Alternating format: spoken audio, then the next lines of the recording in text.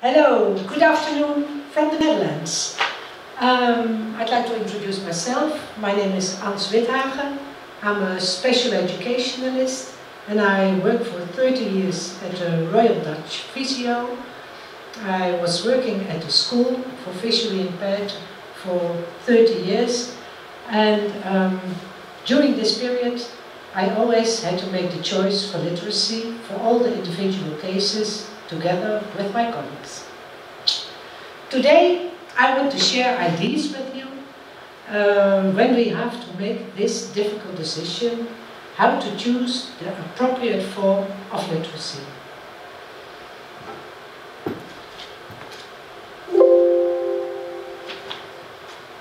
There are several situations in which you're confronted with this choice. Of course, when the child starts to read, in the preparatory education. But also in a later stage, when a child, for instance, is suddenly confronted with vision loss. In discussion with colleagues, we noticed that we sometimes made different decisions when the child had the same visual acuity. We did not include the same arguments in the decision or judged some factors differently. Based on my experience, I think the motivation of the pupil, him or himself, was often underestimated and as a factor in the decision process. From that point of view, I thought that we sometimes made the wrong decision and that we sometimes also forced the switch to Braille too soon. In our opinion, children should learn it. Of course, when we see that the acuity progressively decreases. But is it always the right decision at the right time? During my first years at Visio, I saw many pupils with a progressive eye disease, for example as a result of RP. The policy was to teach the student Braille during the period they were taking special education. We thought it would be better if they learned it before they left school. And typically, each student liked to learn the alphabet. However, they became demotivated during the reading process. The reading rate of Braille remained low. When I met these students later on, and sometimes their visual acuity was even lower, I asked them, "Are you still using Braille now?" Most of them indicated they didn't. They had bad memories of the last lessons when they were wrestling with the reading speed of the Braille. These kind of conversations made me wonder if we had taught them Braille too early. After all, it was our choice that they had to learn it before they left school. So, that's where the discussion with colleagues started.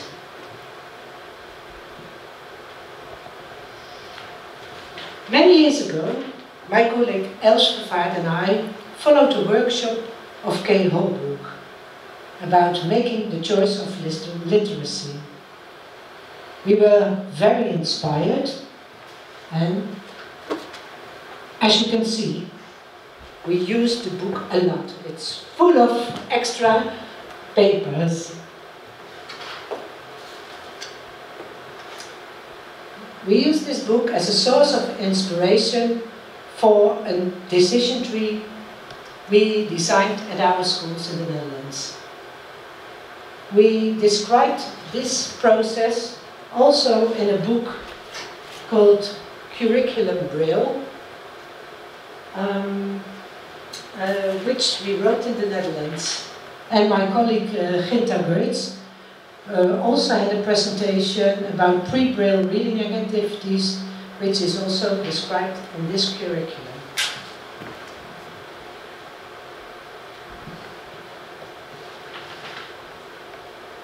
When we make the choice for written literacy, you have several options for a dual-track policy.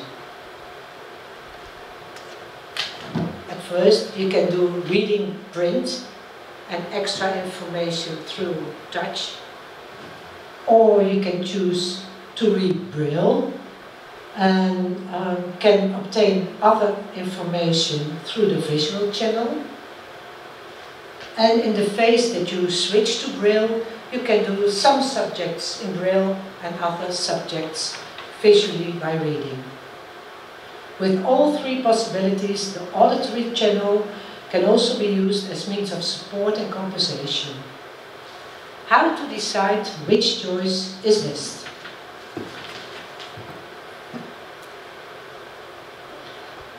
Let me introduce you to Nora, whose visual acuity is decreasing fast. The font of the letters on the screen increased the last week, and sometimes she's complaining about headaches. I suggest you all take a pupil like Nora in your mind when I discuss the following sheets. With the assessment, you first look into the checklist use of senses.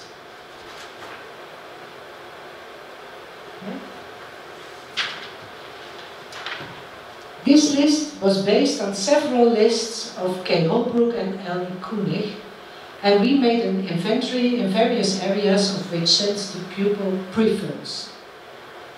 For example, which sentence do you prefer when examining details of objects?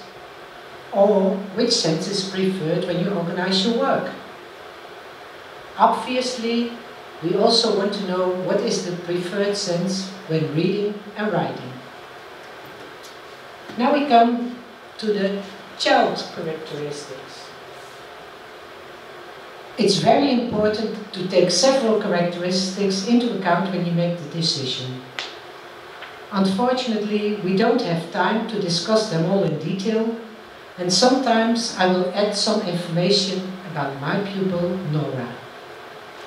We don't have time for an in-depth case study, but think about your own pupil when I discuss these characteristics. First of all, age. Nora is 13 years of age. What is the cause of the eye disease? What could be the prognosis with regard to eyesight? Can it be expected that eyesight will further decrease within a very short period of time? It's important to know whether the child is in pain. Does it suffer for something? Nora has glaucoma and epiphthalmus, and regularly she experiences a lot of pain due to high eye pressure. Visual acuity. You need to know something about the visual acuity of the pupil. How is it with both eyes together? How is sight nearby and far away? The visual acuity of Nora is 0.05. Then the vitality.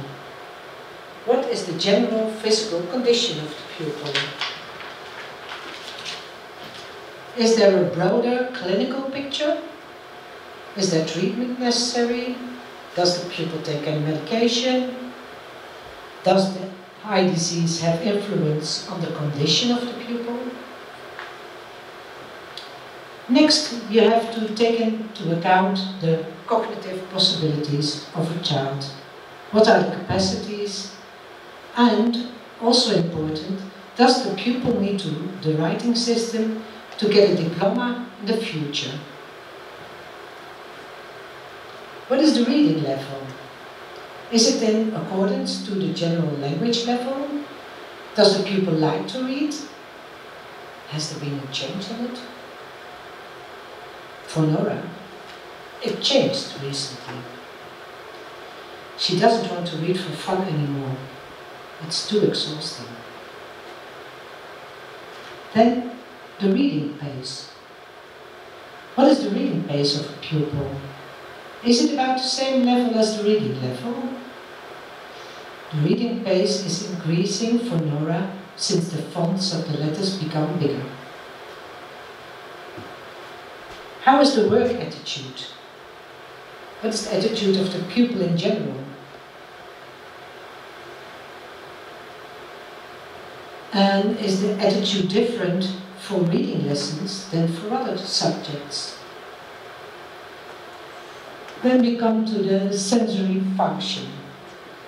You had to fill in the special checklist for this, but in general it's important to know what is the preferred sense of the pupil when they work close by. Does the pupil use touch when a detail cannot be detected visually? And is there some sort of defense or resistance when the child has to use one of these senses? Like Nora. She really does not want to touch anything. Despite the fact that visual exploration takes a lot of effort, she refuses to use her touch. And when she has to make a tactual task, she wants to check the choices visually. Sometimes we experience that children seem to fear to become blind when they start to use touch instead of vision. It's important to discuss this matter with the child and show the child the benefits of the other senses. For example, you can say to the children, perhaps touch is better to explore details, while vision is better to get an overview of a task. Then we have the memory. Are there some specifics in memory? The spatial orientation, of course. Are there specifics in the orientation? Nora is very good in her orientation. She can find a way, and as you would expect, she refuses to use the game. Then, social. Does the pupil have a steady group of friends? Nora has 4 girlfriends at school, and they are all visually impaired. However, none of them is using Braille, and Nora is a very popular girl in the group. Emotion. How is the well-being of the pupil, and how does the pupil cope with the visual impairment? Is there fear of becoming blind? Nora is very stubborn and she keeps the adults a distance. Pace. What is the pace of the pupil in general? And can the pupil keep up with the group pace? Not only in the class, but also elsewhere. And then self-reliance. How is the practical and social self-reliance of the pupil? Nora doesn't want to show her uncertainty to adults. She likes to do the things her own way, even if it takes a lot of effort. Then the external factors. How is the family composed and which position has the pupil amongst the other children? Are there more children or family members who have the same IDCs? The father of Nora has the same IDCs. He never learned to read Braille and he thinks it's not necessary. Then the cultural background. What's the family's background? And is Dutch the main language at home? How is the family related to other people? And how do they think about Braille or using special tools? The original background of the family of Nora is Turkish, but they live already for a long time in the Netherlands and speak Dutch. family, friends and relations. What is the status of the family within the extended family? Until now, there is in the family of Nora no support to change the literacy. However, they are very worried about her headaches and also the tiredness of Nora. They fear she might have other neurological problems, and they go often to the doctor with her. Then at last, the educational situation. Is the pupil attending a mainstream school or a special needs school? And are there more pupils who read Braille at school? Nora is attending a school of Royal Visio. In her group there is one boy who is reading Braille. Unfortunately, it's not a popular boy.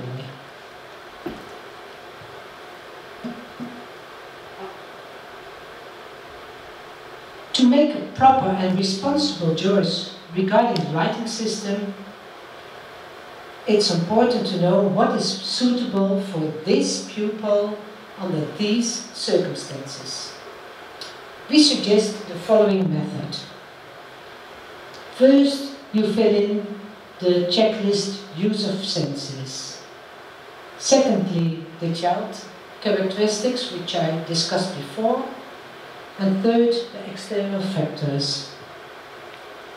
After the checklist has been filled in, you can go through the decision tree with those who decide about the writing system which should be used.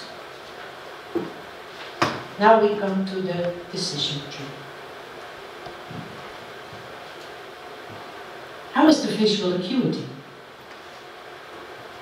Is it lower or equal to 0.05?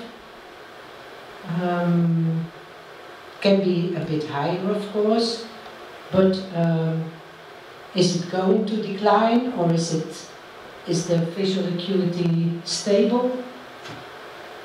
If yes, continue to question 2. Sorry.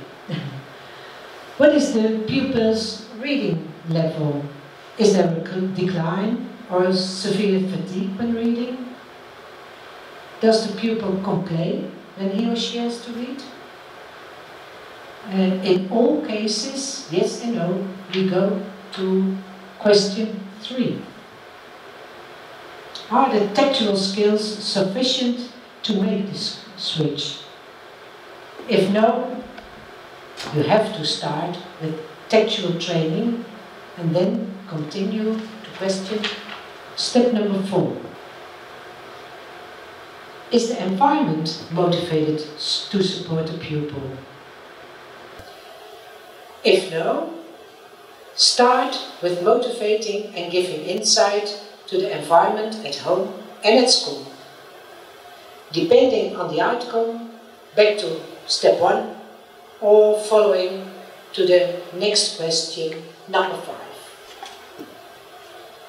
And that's a very important question. Is the pupil herself motivated to start reading Braille? If no, begin with motivating and giving insight to the pupil. Start with sensory training and let them experience themselves which sense is best suitable for certain tasks. At this moment, we use this decision tree on all the schools in the Netherlands. We are very enthusiastic about the process and the outcome.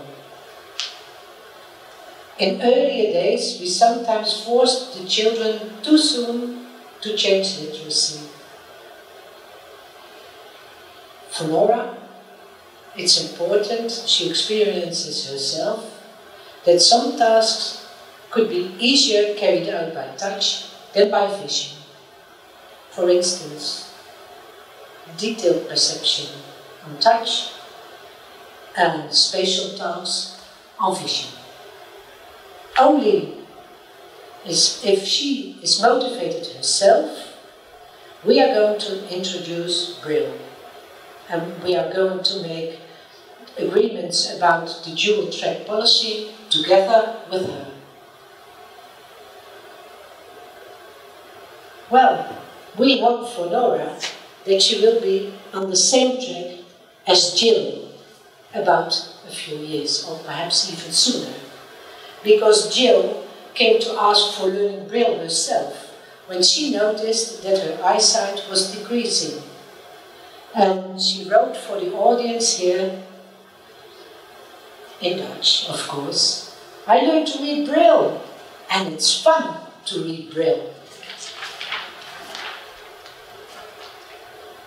Well, unfortunately, time is too short to discuss this interesting subject together.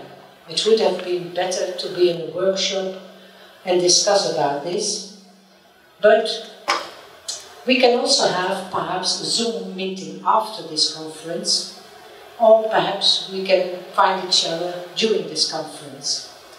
In any case, whoa, I forget the last slide. Thank you for your attention, and if you want to know more or discuss with me, you can always send me an email. Thank you very much.